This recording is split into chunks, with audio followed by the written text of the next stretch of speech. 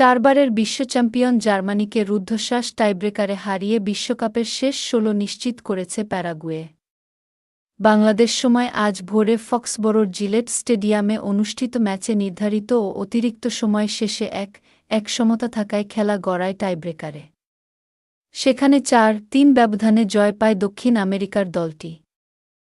ম্যাচের শুরু থেকেই লড়াকু ফুটবল খেলেছে প্যারাগুয়ে। দীর্ঘদিনের নকআউট গোলখরা কাটিয়ে প্রথমার্ধে দলকে এগিয়ে দেন হুলিও এনসিসো। বিরতির পর জার্মানির হয়ে সমতা ফেরান আর্সেনাল তারকা কাই হাভার্টজ। টাইব্রেকারে জার্মানির জন্য দুঃস্বপ্ন হয়ে ওঠেন প্যারাগুয়ের গোলরক্ষক ওরলান্দো হিল।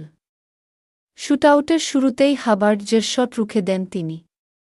পরে জার্মানির চতুর্থ শট নিতে আসা নিক ভল্টেমাডার প্রচেষ্টাও প্রতিহত করেন হিল। অন্যদিকে প্যারাগুয়ে প্রথম ৩টি শট সফলভাবে জালে পাঠালেও চতুর্থ শটে আন্তোনিও সানাব্রিয়া সুযোগ নষ্ট করেন। এরপর ফাবিয়ান বালবুয়েনার শট ঠেকিয়ে জার্মানিকে ম্যাচে টিকিয়ে রাখেন অভিজ্ঞ গোলরক্ষক মানুয়েল নয়ার। পঞ্চম শটে নাদিম আমিরি গোল করে জার্মানির আশা বাঁচিয়ে রাখলেও সাডেন ডেথে গিয়ে ভাগ্য আর সঙ্গ দেয়নি ইউলিয়ান নাগলসমানের দলের।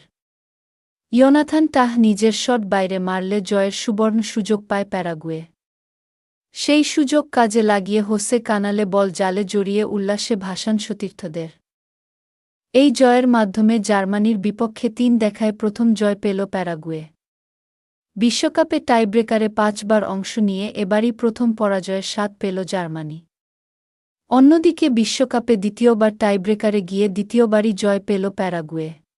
২০১০ সালের পর প্রথমবারের মতো বিশ্বকাপের নকআউট পর্বে খেলতে নেমে বড় চমক দেখাল গুস্তাভো আলফারোর দল। গত দুটি বিশ্বকাপে গ্রুপ পর্ব থেকেই বিদায় নেওয়া জার্মানি ২০১৪ সালের শিরোপা জয়ের পর এবারই প্রথম নকআউটে উঠেছিল। তবে শেষ ১৬র প্রথম বাধাতেই থেমে গেল তাদের যাত্রা। চমক জাগানো এই জয়ের পর কোয়ার্টার ফাইনালে ওঠার লড়াইয়ে প্যারাগুয়ের প্রতিপক্ষ হবে ফ্রান্স অথবা সুইডেন।